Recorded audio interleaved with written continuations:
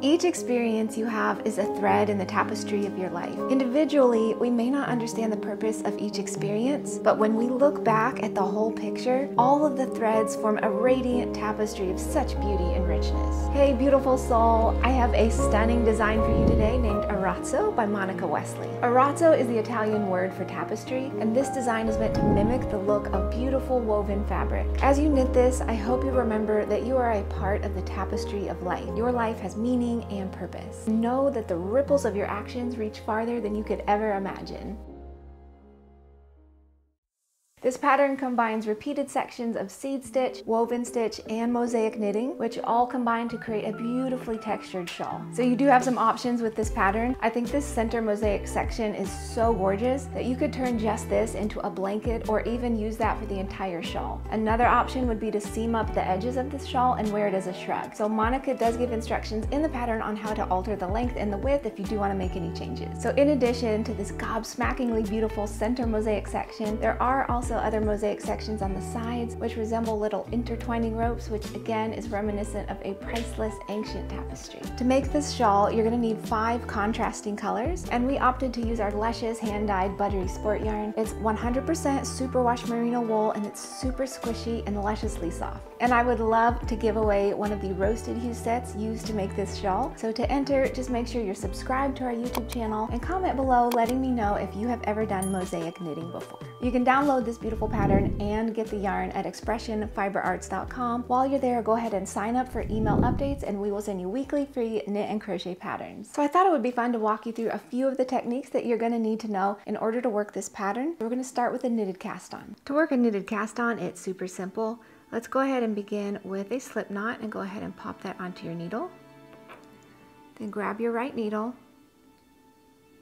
and we're going to start by doing the same movement as working a knit stitch. So go ahead and grab your yarn, then twist your needle so that your needles are lined up perpendicularly, and go ahead and slide that stitch onto your left needle. So you've now cast on another stitch. Now into that new stitch, go ahead and insert your right needle. Again, working a knit stitch. Line your needles up and then slide that stitch onto your left needle. And you'll just continue in that manner until you get the number of stitches cast on that you need. And I would love to show you a few rows of the mosaic center section today. Mosaic knitting is fairly straightforward once you get in the swing of things. You'll just need to remember when slipping your stitches, slip with the yarn in front when you're on the wrong side of your project, and slip with the yarn in back when you're on the right side of your project. So I've cast on 41 stitches just as a starting point to begin row 1 of the center mosaic section. You will have a lot more stitches than this. So with color 4, you're going to start by knitting the first stitch. Then you're going to repeat 4 times, yarn to the front, slip 1, yarn to the back, knit 1. So that's 1 time. Yarn to the front, slip, yarn to the back, knit. Yarn to the front, slip, yarn to the back, knit. 1 more time, yarn to the front, slip, and yarn to the back, knit. And if you would like, you can go ahead and place a stitch marker here, and this will just help you just delineate your borders. Now I'm going to go ahead and knit across to the last 9 stitches. And the last 9 stitches will be our border on the other side. So again, you can use a stitch marker if you like, if that helps you to visually see where your border is, but you don't have to. That's completely up to you. Let's see, 1, 2, 3, 4, 5, 6, 7, 8, 9. So I've got 3 more stitches. I'm just going to place my other little stitch marker here. Then I'm going to knit 1, and then again yarn to the front, slip 1, yarn to the back, knit 1, and we're going to work that 4 times. Front, slip, back, knit, front, slip, back, knit, and 1 more time, front, slip, back, knit. For row 2, this is a wrong side row. You're going to use that same color, and you're just going to purl every stitch all the way across to the end.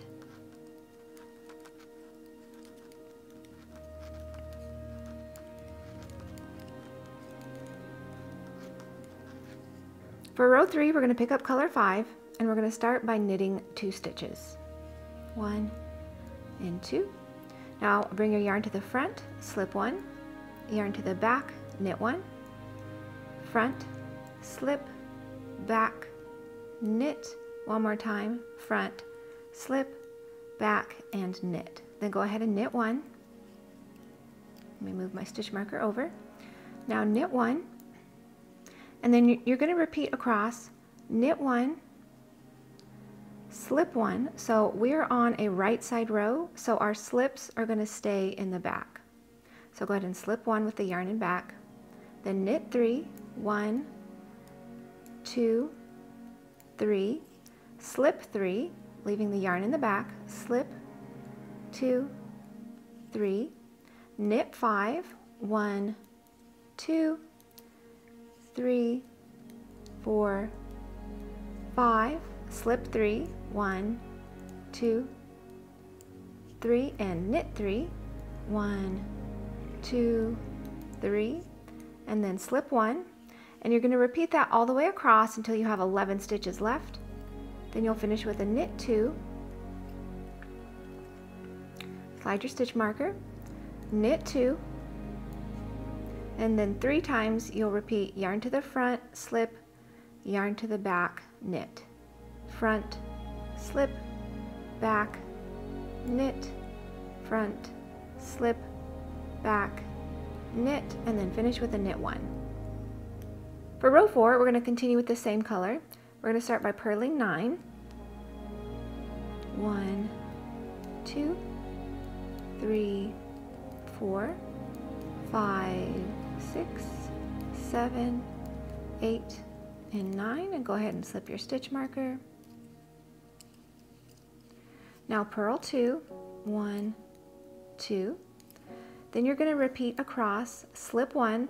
So we are on a wrong side row, so we want our slips to be here on the wrong side. So make sure your yarn is to the front when you're slipping on this row. So slip 1, purl 3, 1, 2, 3, slip 3, 1, 2, 3, purl 5, 1, 2, 3, 4, 5, slip 3, 1, 2, 3, purl 3, 1, 2, and 3, slip 1, and purl 1. And you're going to repeat that all the way across till you have 10 stitches left. Then go ahead and purl that next stitch, slip your stitch marker, and then you're just going to finish off your row by purling the remaining stitches. For row 5, we're going to go ahead and drop color 5, and we're going to pick back up color 4. So you can just go ahead and pull it right up the side so it's nice and tidy. So with color 4, we're going to start by knitting 1, then yarn to the front, slip, yarn to the back, knit, yarn to the front, slip, yarn to the back, knit, yarn to the front, slip, yarn to the back, knit, and again, yarn to the front, slip, yarn to the back, knit. Then you're going to go ahead and slip your stitch marker and knit 1. Now we're going to work a knit 4, 1, 2, 3, 4, and then the part in parentheses you're going to repeat 4 times. So keeping your yarn to the back, because we're on a right side row, you're going to slip 1, knit 3, 1, 2, 3. So let's do that 3 more times. Slip 1, knit 2, 3, slip 1, knit 2, 3, slip 1, knit 2, and 3. And you're going to repeat the bracketed part all the way across your row till you have 11 stitches. Then you're going to finish the row with a knit 2, slide your stitch marker, then knit 1, yarn to the front, slip, yarn to the back, knit, front, slip, back, knit, front, slip, back, knit, and front, slip, back, and knit. So I've gone ahead and worked up through row 10 of this section, and you're just going to continue using those same stitches as you work the subsequent rows. And you can see how beautiful the little mosaic section stitches start to pop out.